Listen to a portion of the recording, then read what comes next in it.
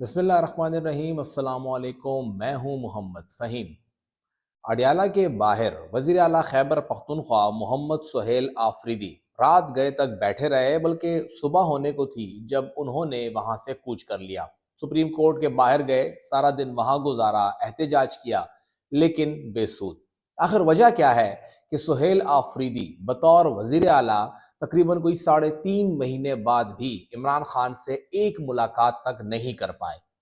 असल वजह यह है कि पाकिस्तान तहरीक इंसाफ इस वक्त एक पार्टी के तौर पे कहीं नजर ही नहीं आ रही। इस वक्त पाकिस्तान तहरीक इंसाफ तितर बितर है। ना तो कोई सरबरा है, ना तो कोई स्ट्रेटजी है, और ना ही कोई प्लान है जिसको आगे लेके चलना है। इन पिछले 100-120 दिनों के अंदर सिर्फ एक मुलाकात इमरान खान की अपनी हमशीरा से हुई। उज़मा खान साहबा गई। वो इंतहाई कलील मुलाकात थी, जो कि अंदर से बहुत सी बातें फिर उन्होंने कहीं कि ये सारी बातें हुई हैं, लेकिन जो असल बात हुई थी वो स्ट्रीट मूवमेंट की थी। वो वाहिद बात थी जो उन्होंने कही, और वही बात पूरे मुल्क के अंदर जंगल में आग की तरह फैली और पाकिस्तान तहरीक इंसाफ मुनज़्ज़म हुई, पाकिस्तान तहरीक इंसाफ उठ खड़ी हुई। लेकिन जब से इमरान खान से मुलाकातें बंद हुई हैं, कोई ऐसा दिमाग पूरी पार्टी में नहीं है जो इस पार्टी को दोबारा से उठाए।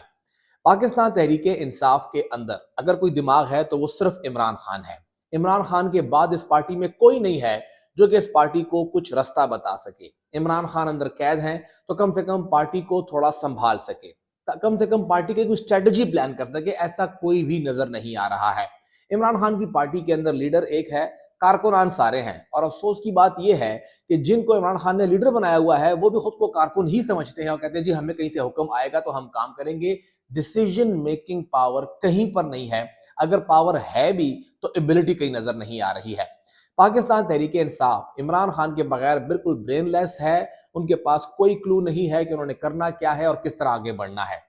इमरान खान से मुलाकात के लिए सबसे पहला एक धड़ा जो कि बिल्कुल अलग है और उसने अपनी एक अलग से रेड ईंट की मस्जिद बनाई है, वो है उनकी हमशीरा अलीमा खान का।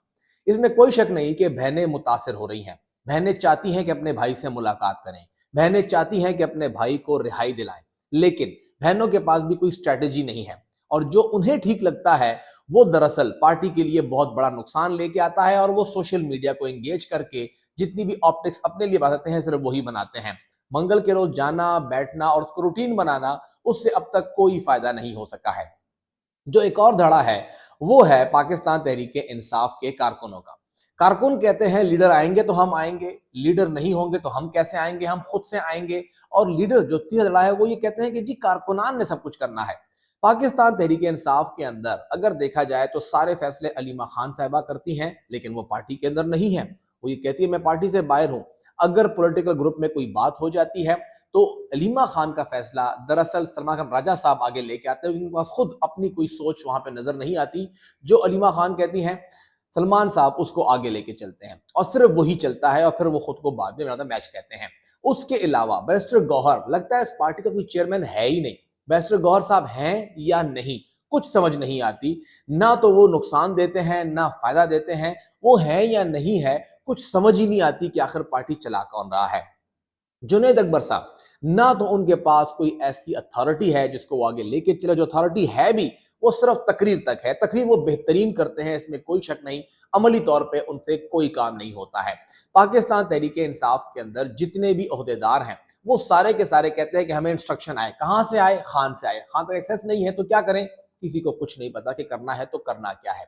पाकिस्तान तहरीक इंसाफ की जितनी भी क़यादत है, जितने भी पार्लियामेंटेरियंस हैं, कोई भी इस वक्त संजीदा नहीं है कि आखिर करना क्या है। ना किसी में इतनी एबिलिटी है कि वो आगे आए और लीड करने की बात करे, क्योंकि इस पार्टी के अंदर खौफ रहता है कि कोई ये ना समझे कि ये तो सीएम का उम्मीदवार बनने के लिए आगे आ रहा है, ये तो पार्टी चेयरमैन बनना चाह रहा है, इमरान खान को माइनस करना चाह रहा है। तो जिसके पास थोड़ा बहुत दिमाग है भी वो भी कहता है मैं चुप ही अच्छा हूं, छोड़ो कि उनको जो करना है वो करे।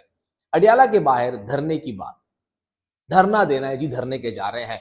किसने फैसला किया, कहां फैसला किया, कब फैसला किया? ना कोई स्ट्रेटजी, ना ही कोई इंगेजमेंट, ना ही कोई पॉलिटिकल मूवमेंट, ना किसी के अंदर आगही, ना बंदे ला के बिठाने के लिए कोई प्लान। इमरान खान ने आज से कोई 12-13 साल पहले, 14 साल पहले पेशावर के अंदर धरना दिया।